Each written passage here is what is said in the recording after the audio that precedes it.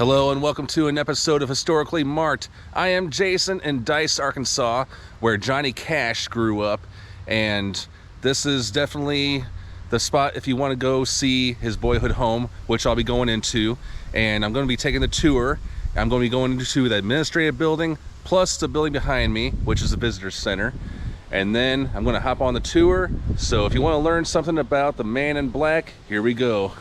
And by the way, this town's name is pronounced Dyess, like roll the dice, or paradise, I guess, not Dyess. So here's a historical marker on the Dyess colony. It was established in 1934 by President Roosevelt. Dyess colony, named for W.R. Dyess of Luxor, became home to 500 families stricken by the Great Depression. Selected on the basis of need, farming knowledge, and physical fitness, these pioneers each cleared land for farms with the government subsidized help of 40 acres and a mule.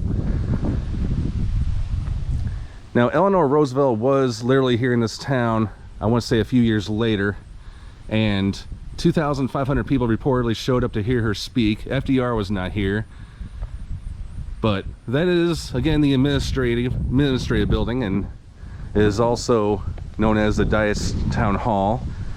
That old building right there where you see the structures here, let me get up close to it.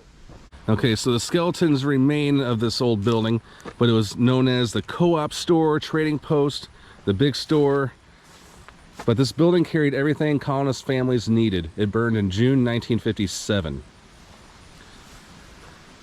That building over there is the old post office. Of course, it is not in operation. That over there is a tour bus, which I'll be riding. And then right at that spot was a lot of cafe and shops. But unfortunately, it burned down in 1944, but it was replaced by the Pop Shop and the Dyess Theater, where Johnny Cash's younger brother, Tommy Cash, worked. And we're going to be seeing pictures of that. But the Pop Shop, by the way, I had no idea they said pop down here. I thought that was a northern thing. But anyway, I'm sure it was a cool hangout for most people, but that is now a visitor center. So I'm going to go ahead and take you inside. However, they told me I was not allowed to take video in there, but pictures are welcome, so here we go.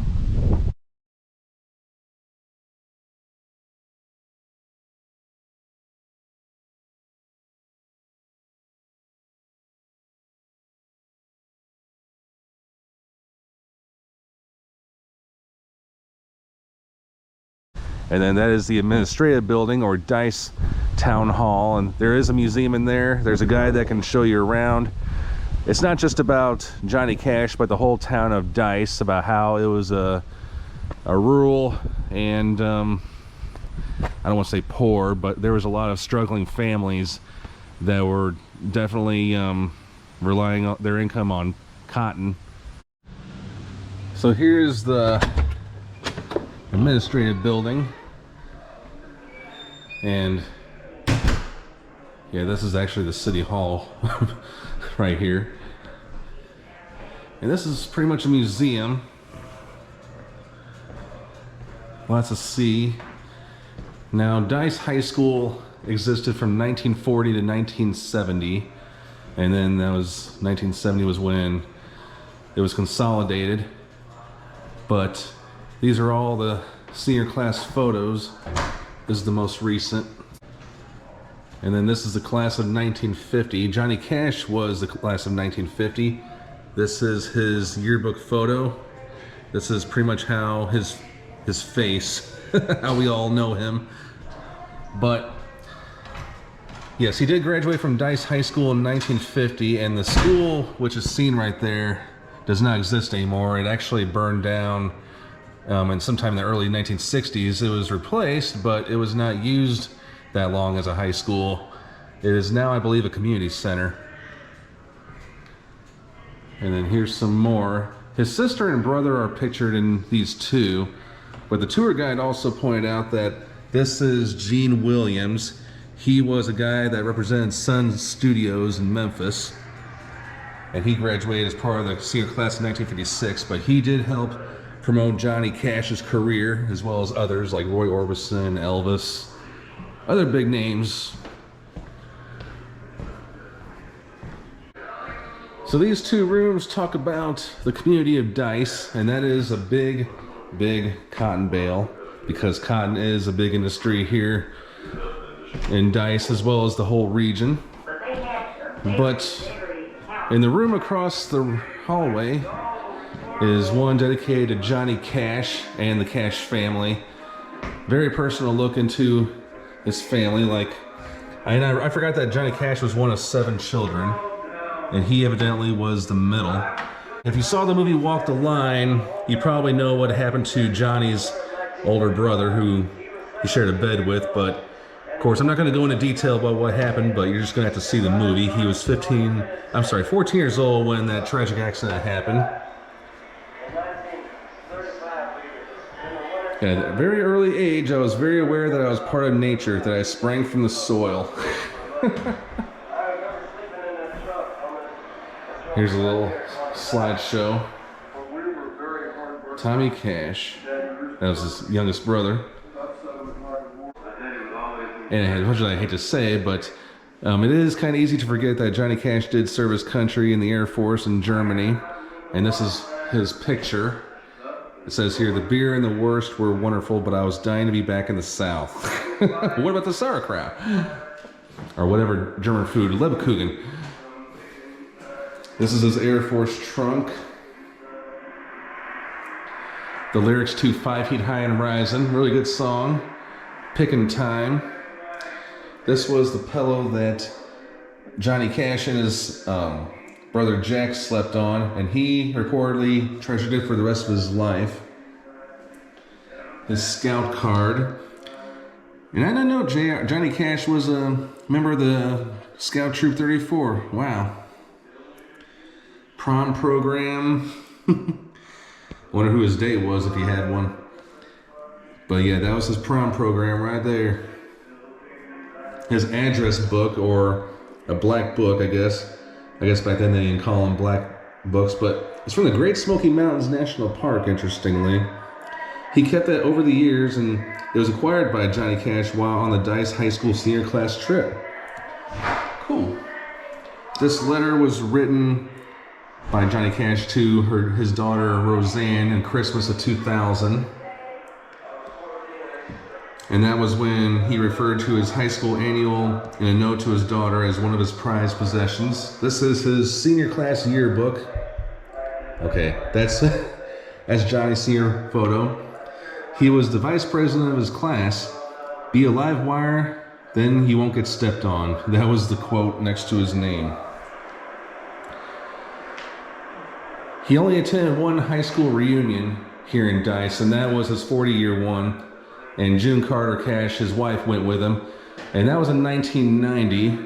And I'm sure a lot of people who were lining up just to talk with Johnny and chat with him, saying, hey, how's the fame game going? How's country music? What is Elvis Presley like? You know, stuff like that. So yeah, really nice. And these were early drawings of Johnny Cash. Wow. It says here, even as a 6th grader, young Johnny Cash was dreaming of big city lights in the universe that extended for beyond Dyess, Arkansas, as evidenced by these early drawings on his school notebook paper. And it was donated by Tara Cash Schwobel. Really cool. Now, there's a table. It's a replica at the house, but this is the actual one that Johnny Cash made in his high school shop class. And it was the centerpiece of the Cash family living room. And back then, the radio presented opportunities for musicians. Remember, internet, TikTok, none of that stuff. Smartphones didn't exist back then. So Johnny Cash had dreams of being on the radio. I thought if I could play the guitar, I'd sing on the radio someday. Johnny Cash. All right, and this is the Dyess High School. This was where Johnny Cash graduated, like I said, in 1950. And this is the arch that was here, and I believe it was donated. It says here, senior class 1944 and 1945. So I'm guessing it was a joint thing towards them and donating this, but this has stood here for many, many years. And let's see what the marker says. Vacant homes or buildings served as elementary classrooms during the colony's early years, while secondary students were bused to neighboring school districts. Dyess School, accommodating high school and elementary students, was completed by the fall 1937 term. This original structure burned in September 1964. Here's a little picture of that again. So yeah, the man who gave us Ring of Fire along many songs, just at the site in front of me, is where he got his education. How bizarre is that?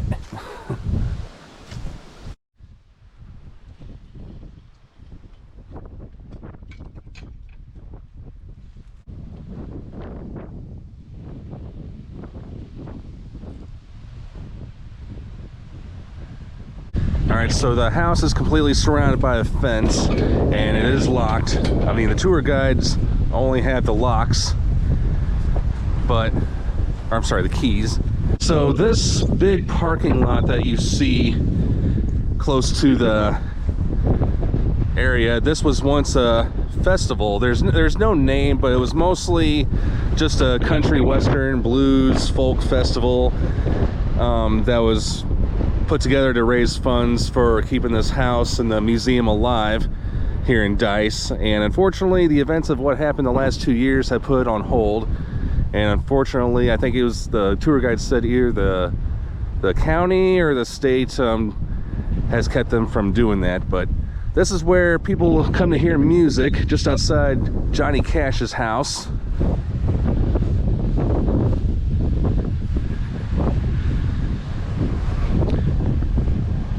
And then Johnny Cash, 1932 to 2003, was one of the most influential musicians of the 20th century. Successful with country, rock and roll, folk, blues, and gospel music, Cash sold over 90 million albums during his long career. Several of his songs reflect his hardscrabble farming youth in Dyess colony, where locals knew him simply as JR. And it says the same thing on the back. All right, now I'm gonna go in.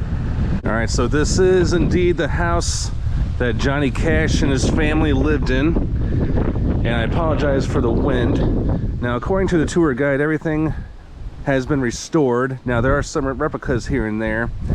And unfortunately, I was not allowed to take any video, but I did take plenty of pictures. So please enjoy the slideshow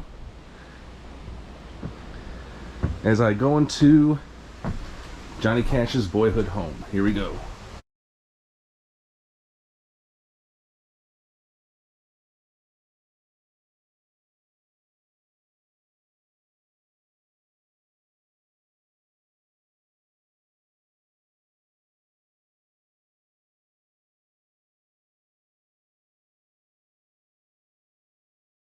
All right, thanks so much for tuning into this episode of Historically Marked. I am Jason, just outside Johnny Cash's boyhood home, just near Dyess, Arkansas. Signing off.